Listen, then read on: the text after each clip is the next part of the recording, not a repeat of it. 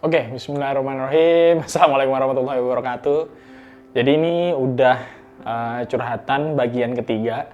Jadi kalau yang bagian pertama itu mengenai kakak, yang bagian ketiga ini, yang bagian kedua mengenai adik, yang bagian ketiga ini tentu saja mengenai istri saya. Bagian terakhir juga ini, karena keluarga kami cuma ada 3 orang, keluarga kecil saya ada 3 orang, saya, Ita, kakak dan adik.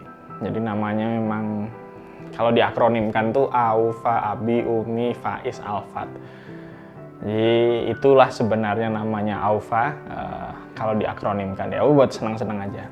Nah, tahun 2022 kalau dari sudut pandang saya menilai istri saya adalah sama seperti juga saya melihat istri saya itu di tahun 2022 itu adalah tahun bertumbuhnya dia. Dia banyak sekali bertumbuh karena banyak kejadian di pribadinya yang membuat dia semakin dewasa, semakin bisa untuk menilai orang itu, value orang untuk dirinya maupun value dirinya untuk orang. Jadi itu istri saya jadi udah semakin dewasa karena banyak kejadian di akhir 2021, di awal 2022 yang membuat dia semakin dewasa, terutama untuk kegiatannya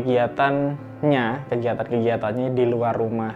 Di luar rumah itu maksudnya kegiatannya dia sebagai seorang entrepreneur di Aufa maupun kegiatannya sebagai seorang yang memang aktif di dunia organisasi. Jadi makin bisa membawa organisasinya semakin lebih rapi gitu. Organisasinya semakin rapi, semakin baik. Terus Aufa juga semakin rapi, juga semakin baik. Sama saja gitu. Bertumbuh. Jadi mungkin kalau ada satu kata yang tepat untuk tahun 2002 untuk istri saya itu adalah bertumbuh. Nah, sedangkan saya sendiri itu makin lama makin paham bahwa memang sampai saya tuh bilang sama istri saya, ya ini konteksnya bercanda. Sebenarnya saya ngomong ke istri saya, sebenarnya Abi itu nggak butuh apapun gitu ya. Karena yang Abi butuhin itu cuma istri. Itu saking betapa saya itu benar-benar didukung istri bukan hampir semua aspek hidup saya gitu. Dia yang mengingatkan saya ke masjid, dia yang mengingatkan saya puasa, dia yang mengingatkan saya sholat tahajud, dia yang menyemangati saya untuk melakukan hal-hal yang berfaedah gitu. Jadi ya hampir semuanya mungkin aspek hidup saya itu memang didukung sama istri gitu. Ya itu mungkin yang membuat akhirnya saya jadi kurang hobi untuk keluar itu, maksudnya untuk jalan, untuk sama kumpul-kumpul, untuk nongkrong gitu. Memang jadi kurang hobi karena memang di rumah itu sudah menjadi sebuah zona nyaman banget gitu buat saya. Ada istri saya yang mendukung saya, ada anak saya yang memang bagian terbaik dari hidup saya gitu. Jadi ya udah. Jadi malas untuk nongkrong, malas untuk ngapa-ngapain, dan mungkin di 2023 ini jadi makin malas juga untuk nongkrong dan ngapa-ngapain.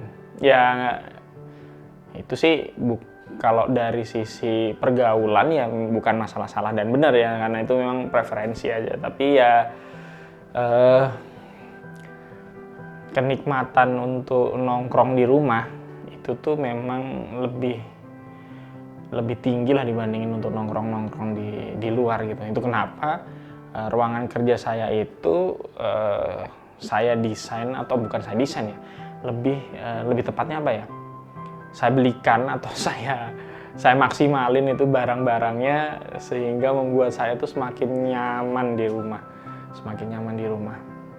nggak tahu ini apakah ini bagus atau tidak, tapi setidaknya buat saya pribadi itu membuat saya tuh menjadi makin nyaman gitu, membuat makin nyaman, makin happy gitu ya, makin happy.